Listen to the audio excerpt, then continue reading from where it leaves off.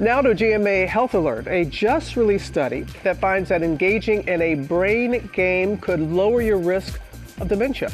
Our chief medical correspondent, Dr. Tara Narula, is here to break it on down. This was a very long, well-studied, long-term study, a lot of people in that about the brain games. Yes, and it's such an interesting study because so many of us fear dementia and we're looking for lifestyle interventions that we can do. And so in this study, they looked at around 2,000 adults, average age 74, who were healthy.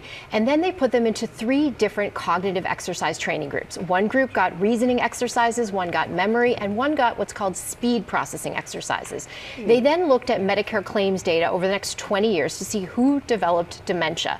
And they found that there was only one group that had a reduced risk, and that was the speed processing group, who also got booster training sessions. So most of the groups got about 2 hours of training per week for 5 weeks. Some got an additional training at 11 months and 35 months. So that speed processing group that got that booster had a 25% reduction in the risk of developing dementia. This is the first trial that really shows a reduced risk of dementia with any sort of lifestyle intervention. Does doing live television count as speed processing? It does not, George.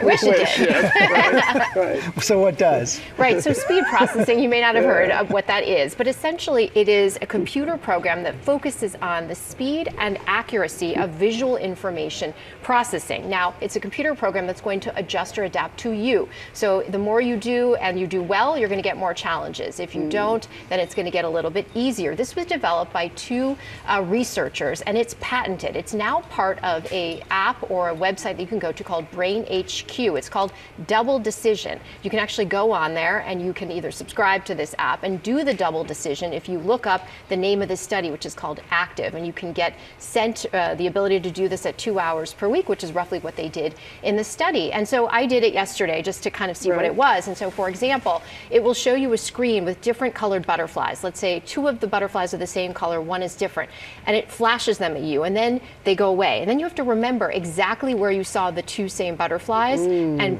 put that on your screen. And then it does it again and again and again, except the flashes get faster and faster.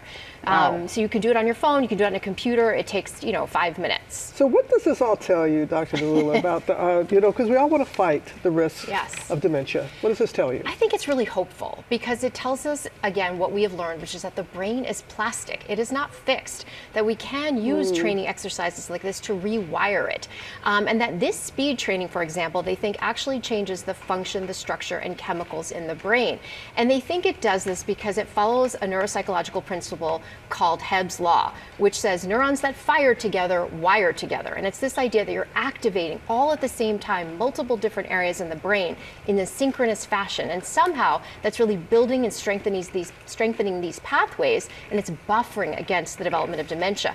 You wonder, researchers say, how can just 10 to 22 hours do this? And they say it's called implicit learning. It's like learning a bike riding, for example, when you're a child, right? Children can learn that, they say, in 10 hours. So doing this kind of activity in just that brief amount of time, it stays with you. You don't have to practice it. It becomes a skill and part of your life. But I think this is really promising for people when you think of the numbers, 7 million Americans with Alzheimer's expected to double by 2060, and really something that many, many people fear. So this is hopeful. Fascinating. Thank you.